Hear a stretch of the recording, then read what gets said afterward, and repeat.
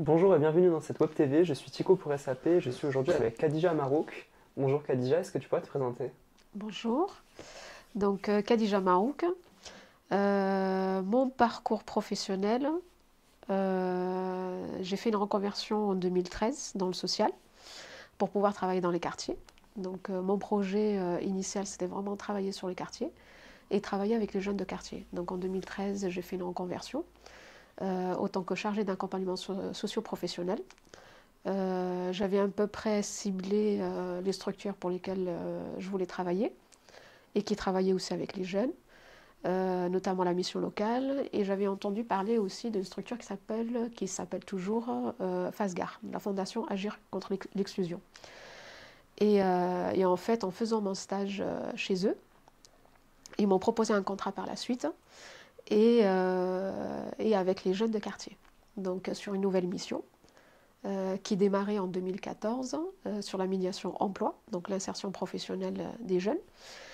Et à ce moment-là, j'étais l'une des seules femmes, même au niveau national, à être recrutée autant que médiatrice emploi sur cette nouvelle mission. Donc j'ai commencé sur l'IM-Ouest et j'ai travaillé pendant 6 ans auprès des jeunes. Et aussi, j'ai monté plutôt mon réseau professionnel. Entre-temps, durant les 6 ans où je travaille avec les jeunes, j'ai recommencé aussi une autre formation en ingénierie de projet, donc Master 1 et Master 2. Et par la suite, j'ai été recrutée à la ville de Nîmes en tant que coordinatrice action collective famille, et toujours avec les habitants du quartier. Ça consiste en quoi tes missions au quotidien? Alors, en tant que médiatrice ou en tant que coordinatrice? Les deux, c'est intéressant. Alors, la première, donc médiatrice emploi, donc nouvelle mission d'État, faire de la médiation, c'est-à-dire faire le lien entre les jeunes et les structures accès aux droits communs, donc d'aller vers les jeunes, être sur le terrain, donc ne plus être dans les structures, mais d'aller à la rencontre des jeunes et faire ce lien entre les jeunes et les structures. Donc avant, je faisais de l'accompagnement individuel et aujourd'hui, je fais de l'accompagnement collectif. Euh, Quand j'étais médiatrice, donc je fais de l'accompagnement individuel, donc c'est cas par cas. Et aujourd'hui, je fais de l'accompagnement collectif, c'est-à-dire en fonction des besoins d'un groupe de personnes, en fonction des problématiques ou des attentes, je construis un projet en commun.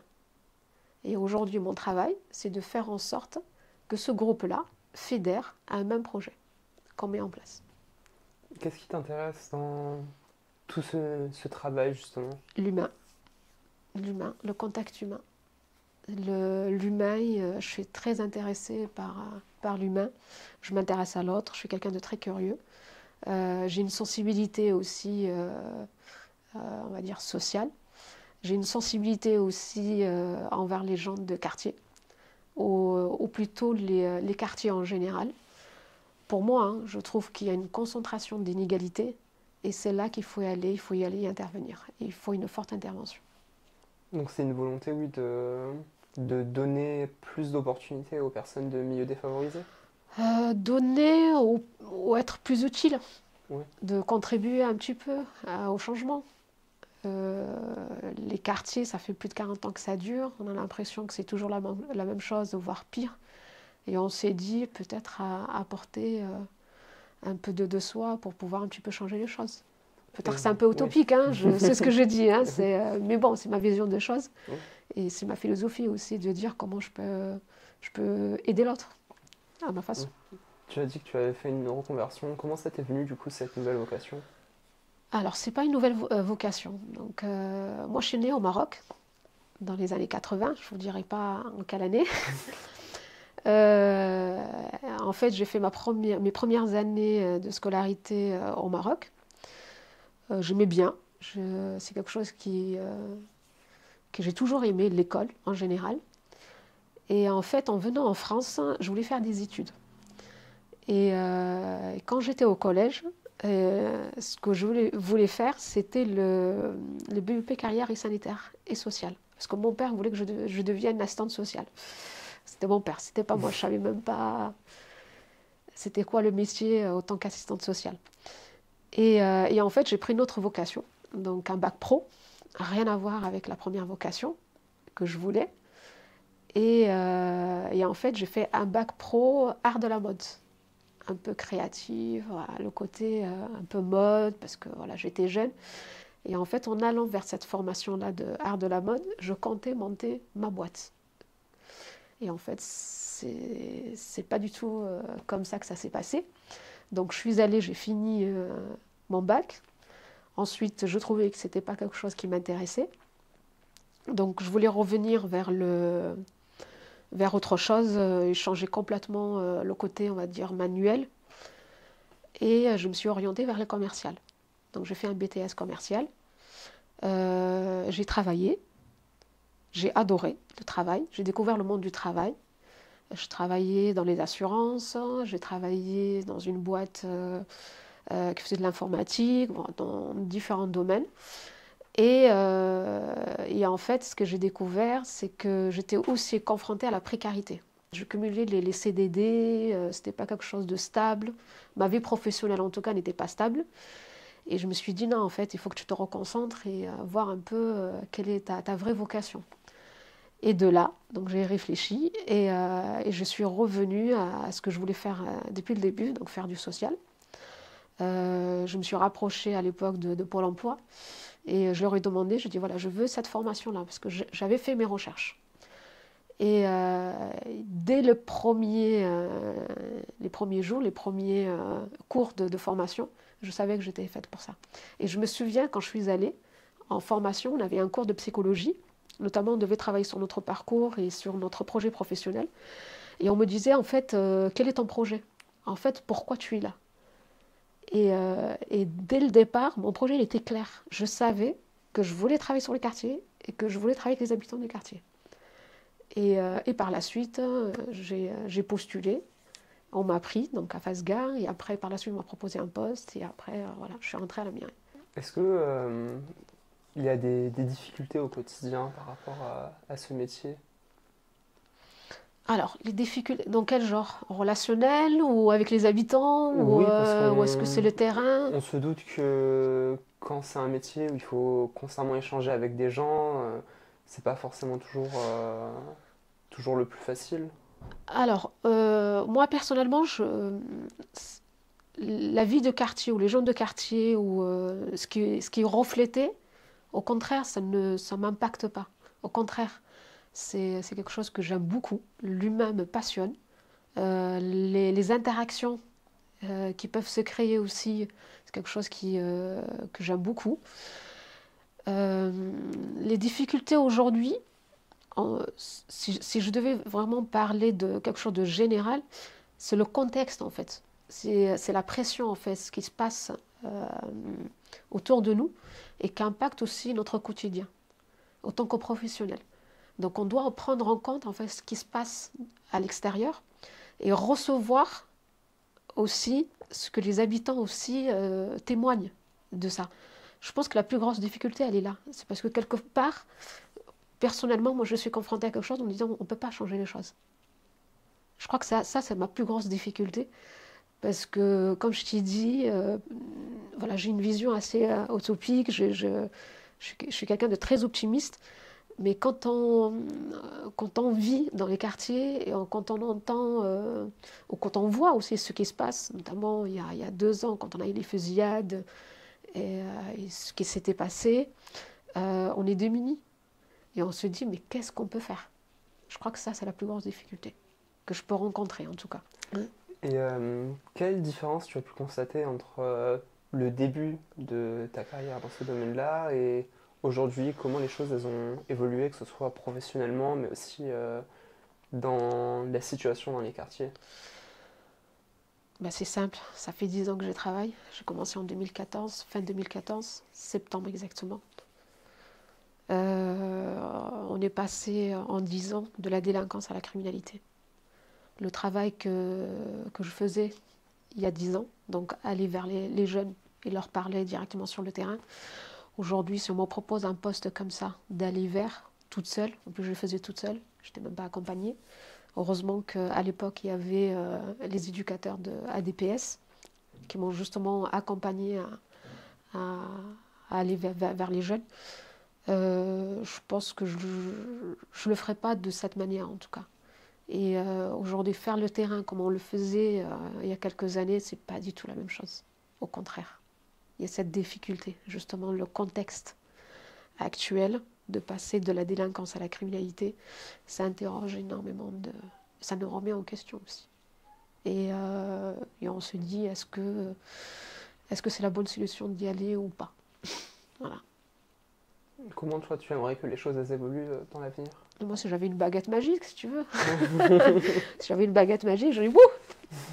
Oui, je veux bien que ça change. Ouais. J'y crois. Hein. Je crois réellement que oui, il faut que ça change. Il ne faut pas que ça dure. Là, on est arrivé à un point où on se dit, mais on intervient sur les quartiers, donc n'importe qui est concerné. C'est-à-dire, on marche dans la rue, un enfant, une femme, un homme, un professionnel, un senior, tout le monde est concerné, un médecin. On peut être touché, et on est touché, mais on risque notre vie aussi, parce que la balle, elle peut venir de n'importe où. Et c'est pas nous qui nous sommes visés, en fait. C'est ça le pire. C'est que d'une manière, pas intentionnelle, mais d'une manière, voilà, tout le monde est concerné, et en même temps, la balle peut venir de n'importe où, et tout le monde peut être touché. C'est ça le pire. Du coup, il y a quelque temps, tu as participé de près ou de loin à une action des habitants dans le domaine de la mode. Oui, ouais, tout à fait, ouais. Qu'est-ce qui s'est passé? En fait, j'ai commencé en tant que coordinatrice d'action collective pour la ville de Nîmes en 2020. Et en 2021, on a commencé à travailler sur l'égalité homme-femme en montant des actions durant les journées du 8 mars. Et l'une des activités ou des projets qu'on a voulu monter, c'est travailler sur le vêtement, donc féminin et masculin, et de travailler un petit peu sur cette posture-là. Donc 2021, 2022, 2023, et en fait il y a une association sur le quartier qui s'appelle Amaos, qui fait de la couture, et qui est venu me voir. Il m'a dit, écoute Khadija, par rapport aux actions qu'on mène durant les journées du 8 mars, puisqu'on travaille sur le masculin, le féminin, l'égalité homme-femme, la confiance en soi, en fait, nous, les femmes, elles veulent défiler. Et elles veulent mettre en visibilité ce qu'elles créent durant l'année et mettre en valeur leur identité sur le quartier. J'ai dit, mais c'est génial. Donc, montons ce défilé. Est-ce que tu veux qu'on le fasse au centre? Elle m'a dit oui, justement je te sollicite pour qu'on puisse le faire dans la salle de spectacle du centre social. Je dis ok. Donc on a monté le premier défilé. Donc c'était il y a 2 ans exactement, et qui s'appelait La fête au féminin. Donc on est toujours dans le féminin et masculin. Et c'était Amaos qui avait initié le défilé. La deuxième année, donc en fait, les femmes, elles ont tellement bien aimé l'activité, le projet, l'engouement en fait qui était autour de ces défilés-là. J'ai dit, ah, on aimerait aussi y participer. Je dis, mais c'est parfait. Et en fait, on était 5 associations, enfin 5 partenaires, plus les habitantes. Et je coordonnais justement cette action-là. On a eu énormément du monde, donc on était à peu près 250 personnes. Et on a continué encore cette année avec les associations Amaos et l'association Sabrina, et à faire en sorte aussi de mettre en valeur les femmes du quartier. D'où le défilé de cette année-là. Voilà. Est-ce que c'est un type d'action que tu penses refaire à l'avenir? Oui.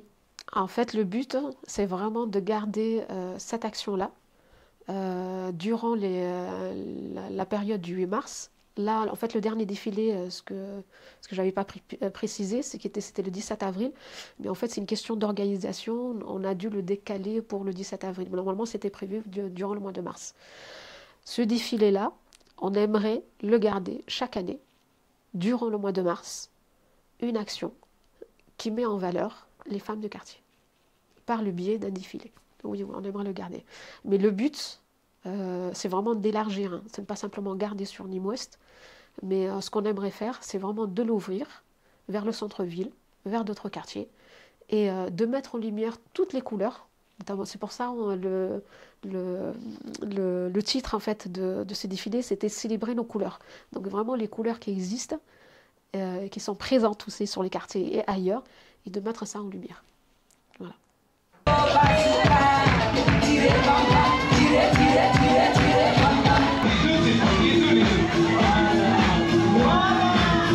Qu'est-ce que les habitants y recherchent dans les quartiers? Les gens qui habitent dans les quartiers, qu'est-ce qu'ils recherchent? Je pense comme tout le monde, hein. Vivre bien, dignement aussi. Aujourd'hui, en tant que coordinatrice, quand je travaille sur les projets, le montage de projets au sein du centre, les priorités qui ressortent, ou les besoins qui ressortent, c'est sortir du quartier et la scolarité. La scolarité, pourquoi? Parce que quand on interroge les parents, qu'est-ce que vous souhaitez pour votre enfant? La réussite. Les parents s'expriment en disant que mon enfant, il faut qu'il soit bien et qu'il réussisse à l'école. Parce que pour eux, les habitants, l'école, c'est une réussite. Si mon enfant réussit à l'école, ça veut dire aussi mon enfant va réussir dans la société. Donc l'école, c'est une valeur sûre aussi pour les parents. En tant que professionnel, j'entends beaucoup que les parents ils sont démissionnaires, que c'est difficile, la relation entre parents et école, qu'il y a des difficultés, qu'il y a énormément de difficultés. Mais quand on parle avec les gens, quand on discute et quand on va vraiment vers le fond du problème et les besoins réels, le parent il n'est pas aussi démissionnaire que ça. Au contraire. Il veut du soutien. Il veut que son enfant soit accompagné. Les parents, ils sont inquiets pour leurs enfants. Quand ils habitent dans les quartiers, quand il y a du trafic, quand il y a de la délinquance, de la criminalité, ça impacte la vie. Ça impacte la vie de la famille. La vision que les enfants ont aussi sur leur propre quartier, ça impacte leur vision aussi du monde. Et ça, les parents, ils sont inquiets. Donc, autant que professionnel, oui, j'entends tout ça et je fais de mon mieux justement pour pouvoir les accompagner. Et quand ils viennent me dire, notre priorité aussi, c'est de sortir du quartier. Sortir du quartier, c'est de proposer des activités en dehors du quartier pour que nos enfants puissent voir ce qui se passe ailleurs, ce qui se passe sur les quartiers. Eh bien, merci beaucoup Khadija, c'était Merci très à toi. intéressant d'échanger avec toi. Et merci à vous d'avoir regardé cette web TV, je vous dis à bientôt pour une prochaine.